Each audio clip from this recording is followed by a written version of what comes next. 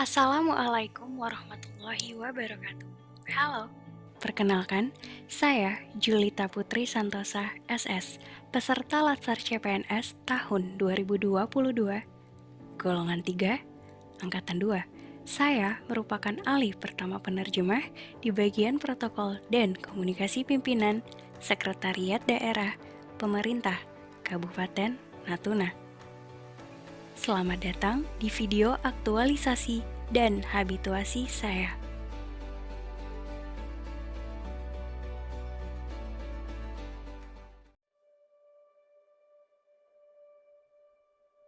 Sebagai satu-satunya jabatan fungsional penerjemah di bagian protokol dan komunikasi pimpinan Sekretariat Daerah Pemerintah Kabupaten Natuna, saya menemukan bahwa pelaksanaan kegiatan penerjemahan, baik lisan ataupun tulisan, belum berjalan secara terarah. Belum adanya pedoman baku menjadi kendala bagi saya dalam mengambil keputusan, serta melaksanakan tugas dan tanggung jawab sebagai seorang penerjemah.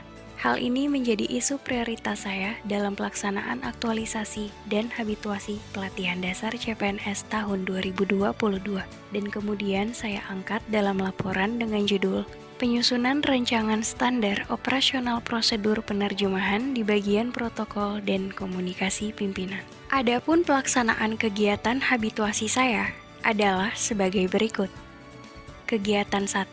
Mengumpulkan data. Saya mencari informasi terkait kegiatan penerjemahan di bagian protokol dan komunikasi pimpinan. Informasi yang diperoleh kemudian disusun menjadi rangkuman proses penerjemahan. Kegiatan ini bertujuan untuk memberi gambaran mengenai proses penerjemahan yang telah berlangsung selama ini di bagian protokol dan komunikasi pimpinan. Kegiatan 2. Melaksanakan konsultasi. Saya melakukan konsultasi bersama mentor saya, yaitu Bapak Zulhapi SH, selaku Kepala Bagian Protokol dan Komunikasi Pimpinan Sekretariat Daerah Pemerintah Kabupaten Natuna. Saya meminta saran dan arahan beliau terkait langkah yang harus saya lakukan selanjutnya. Lalu, sebagaimana saran dan arahan mentor, saya kemudian melaksanakan konsultasi dan meminta arahan terkait alur standar operasional prosedur kepada Ibu Sari Ekawati selaku Kepala Bagian Organisasi dan Tata Laksana Sekretariat Daerah Pemerintah Kabupaten Natuna. Beliau memberi penjelasan dan pemahaman terkait SOP sebagaimana yang saya butuhkan. Langkah selanjutnya, saya melakukan konsultasi dan meminta arahan kepada Ibu Eliza Haryatun, SOS, selaku Fungsional Humas, Bagian Protokol dan Komunikasi Pimpinan. Beliau mendukung kegiatan saya dalam membuat SOP, serta memberi masukan dan arahan sebagaimana yang saya butuhkan demi kelancaran laporan aktualisasi saya. Kegiatan 3. Mencari referensi. Saya mencari referensi mengenai undang-undang terkait standar operasional prosedur, serta referensi standar operasional prosedur dan penyusunannya. Dari hasil referensi tersebut, kemudian saya menyusun rangkuman atau draft rancangan standar operasional prosedur. Kegiatan 4. Menyusun rancangan standar operasional prosedur penerjemahan. Berdasarkan hasil referensi yang telah saya peroleh, saya mulai menyusun rancangan standar operasional prosedur penerjemahan. Rancangan standar operasional prosedur penerjemahan sebagaimana yang dimaksud merupakan draft pertama dari rancangan yang akan dipaparkan di kegiatan selanjutnya. Kegiatan 5. Melaporkan draft pertama rancangan standar operasional prosedur penerjemahan kepada mentor. Pada kegiatan ini, saya terlebih dahulu mempersiapkan materi untuk menjadi bahan diskusi bersama mentor. Tujuan dari kegiatan ini adalah untuk memperoleh saran dan masukan terhadap draft pertama rancangan standar operasional prosedur penerjemahan tersebut. Setelah dilakukan pemeriksaan oleh mentor, selanjutnya saya mengambil kesimpulan perbaikan berupa penambahan di beberapa bagian tertentu. Dari hasil diskusi dan perbaikan, selanjutnya adalah finalisasi untuk pengesahan standar operasional prosedur penerjemahan. Kegiatan 6. Melaksanakan sosialisasi standar operasional prosedur penerjemahan.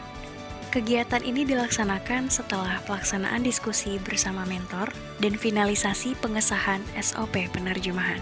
Setelahnya, saya melaksanakan sosialisasi internal kepada rekan-rekan tim rilis, bagian protokol dan komunikasi pimpinan. Tujuan dari kegiatan ini adalah untuk sinergisitas pemahaman sehingga semua pihak yang terlibat dalam SOP tersebut dapat mengetahui alur proses, fungsi, dan peran masing-masing. Kegiatan 7, menyusun laporan aktualisasi. Setelah menyelesaikan SOP penerjemahan, saya melaksanakan kegiatan terakhir. Kegiatan ini berkonsentrasi pada penyusunan bab 4, bab 5, dan daftar lampiran. Alhamdulillah, kegiatan aktualisasi saya berjalan dengan lancar. Telah tersusun standar operasional prosedur penerjemahan sebagai dasar yang berisi tahapan penerjemahan dalam memperbaiki langkah-langkah kegiatan serta pengambilan keputusan. Juga menuntun saya dalam menyelesaikan tugas secara lebih terarah dan optimal. Dengan tersusunnya SOP penerjemahan ini juga memberi manfaat kepada instansi saya, yaitu bagian protokol dan komunikasi pimpinan, di mana kini sudah tersedia landasan hukum dan serangkaian prosedur atau instruksi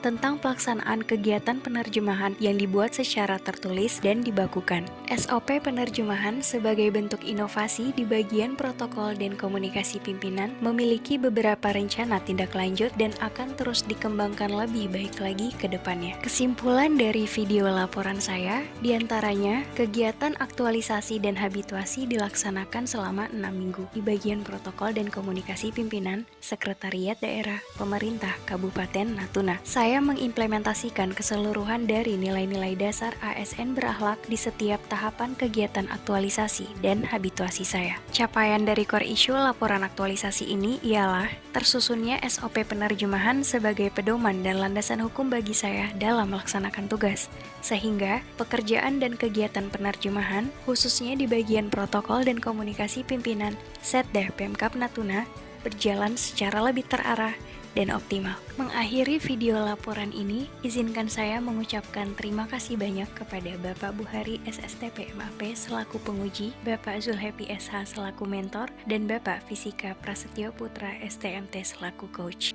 Wassalamualaikum warahmatullahi wabarakatuh.